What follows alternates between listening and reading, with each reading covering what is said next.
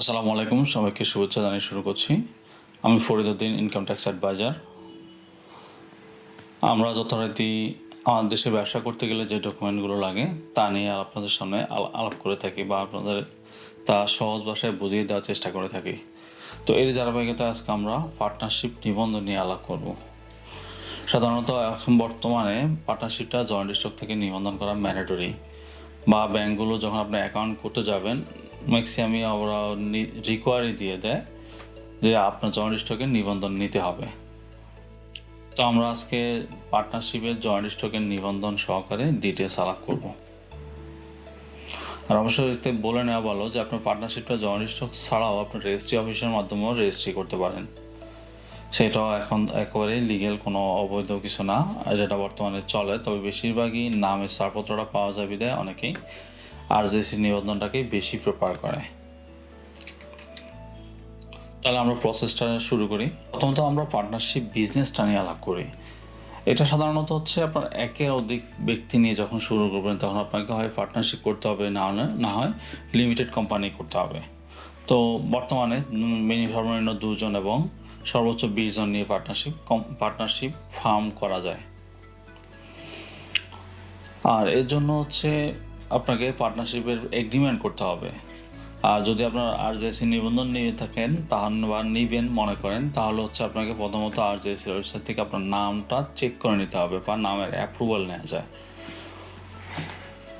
প্রথমত হচ্ছে আপনার নামের অ্যাপ্রুভাল নিতে গেলে আপনি দেখবেন যে আপনি যে নামটা নিতে চাচ্ছেন ওই নামটা খালি আছে কিনা। সেটা চেক করে আপনাকে 230 টাকা একটা ফি জমা দিতে হয়। ওই ফিটা দিয়ে আপনাকে নামটা বুক করে নিতে হবে।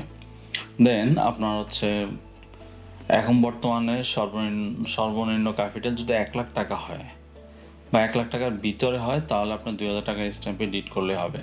আর যদি 1 লাখের অধিক যে কোনো অ্যামাউন্ট হয় তখন আপনাকে 4000 টাকার স্ট্যাম্পে এগ্রিমেন্টটা করতে হবে। আর তাহলে এখানে এগ্রিমেন্টটার মধ্যে কি কি থাকবে? এখানে এগ্রিমেন্টের মধ্যে প্রত্যেক পার্টনারের ডিটেলস থাকবে, প্রত্যেক পার্টনারের কার কতটুক মালিকানা, কতটুক প্রফিট শেয়ারিং, কার কী অ্যাক্টিভিটিস, তারপর প্রতিষ্ঠানের নাম, ঠিকানা, প্রতিষ্ঠানের কী অ্যাক্টিভিটিস, প্রতিষ্ঠান কীভাবে পরিচালিত হবে, ডিটেলস এখানে থাকবে। আর যখন আপনার পার্টনারশিপ এগ্রিমেন্টটা কমপ্লিট হয়ে যাবে এটাকে আপনার নোটারি করতে হবে। নোটারি করে আপনার আরজেসি নিবন্ধনের জন্য জমা দিতে হবে এবং আরজেসি নিবন্ধনের একটা ফি আছে। সবার পার্সোনাল ডাটা বলতে হচ্ছে name, father's name, mother's name, email address, phone number, আর হচ্ছে কার প্রতিষ্ঠানে কতটুক পার্টনার থাকবে, কতটুক পার্সেন্টেজ থাকবে, প্রফিট শেয়ারিং কীভাবে হবে, এই ডিটেলসগুলো দিয়ে আরজেসি নিবন্ধনের জন্য অ্যাপ্লাই করতে হবে। ওখানে সাধারণত ফি থাকে, যেটা হচ্ছে 1400 টাকার মতো ফি থাকে। আর প্লাস হচ্ছে এটা আপনার যখন অ্যাপ্রুভাল হয়ে যাবে তখন আপনাকে ফর্ম 1-এর সার্টিফিকেট কপির জন্য ফি জমা দিতে হবে। সেখানে প্রায় 500 সামথিং থাকে। এই টাকাটা জমা দিলে আপনার ফর্ম 1-এর সার্টিফিকেট কপিটা পেয়ে যাবেন। আর জয়েন্ট স্টকের নিবন্ধনটা সাধারণত খুব বেশি সময় লাগে না, এটা আপনার 3 থেকে 4 দিনের মধ্যে ইনশাল্লাহ হয়ে যায়। এই বিষয়ে আরও বিস্তারিত জানা থাকলে আমাদের ফেসবুক পেজ লিগ্যালজোনে মেসেজ করতে পারেন অথবা ভিডিওর কমেন্ট সেকশনে কমেন্টস করতে পারেন। আমরা চেষ্টা করব আপনাদের যথাযথভাবে অ্যান্সার দেওয়ার জন্য। তো আজ এই পর্যন্তই, দেখা হবে অন্য কোনো ভিডিওতে অন্য কোনো দিন। সবাইকে অসংখ্য ধন্যবাদ।